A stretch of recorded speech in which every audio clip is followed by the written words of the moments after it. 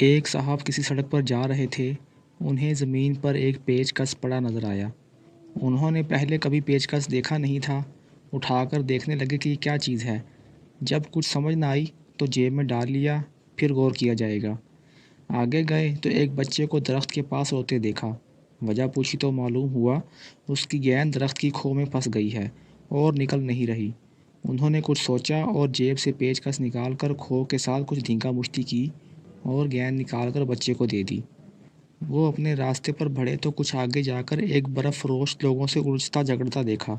انہوں نے وجہ پوچھی تو اس نے بتایا کہ برف توڑنے والا سوا کہیں کھو گیا ہے۔ اب وہ پتھر مار کر برف توڑتا ہے تو گاہک جھگڑتے ہیں۔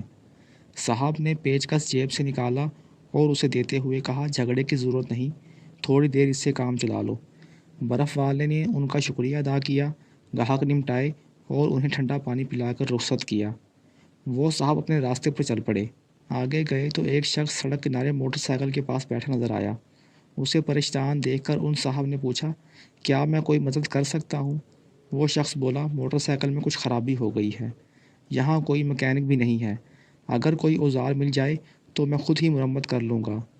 وہ صاحب بولے، میرے پاس ایک چیز ہے، مجھے نہیں معلوم کہ یہ کیا ہے، آپ دیکھ لیجئے، اگر آپ کے کام آ سکتی ہے تو استعمال کر لیجئے۔ یہ کہتے ہوئے انہوں نے پیچکس نکال کر دکھایا۔ موٹر سائیکل والا پیچکس دیکھ کر بہت خوش ہوا، جلدی سے اپنی موٹر سائیکل کی تھوڑی بہت مرمت کی اور شکریہ ادا کر کے چلا گیا۔ اب تو صاحب کو یقین ہو گیا کہ یہ آلہ اور اوزار بہت کام کی چیز ہے، اس سے ہر مشکل حل کی جا سکتی ہے۔ انہی خیالوں میں کھوئے ہوئے وہ جا رہے تھے کہ سڑک کنارے کچھ لوگ ایک چارپائی پر کسی کو ڈالے پریشان نظر آئے۔ انہوں نے جا کر پوچھا تو کسی نے بتایا کہ مریض کو شہر لے جانے کے لیے کسی گاڑی کا انتظار کر رہے ہیں، لیکن کوئی گاڑی مل ہی نہیں رہی۔ صاحب نے پوچھا، مریض کو کیا ہوا ہے؟ لوگوں نے بتایا، کئی روز سے قبض کی شکایت ہے، اب تو حالت بہت خراب ہو گئی ہے۔ صاحب نے کچھ سوچا اور جیب سے پیچکس نکال کر کہا، اس سے آگے راوی خاموش ہے۔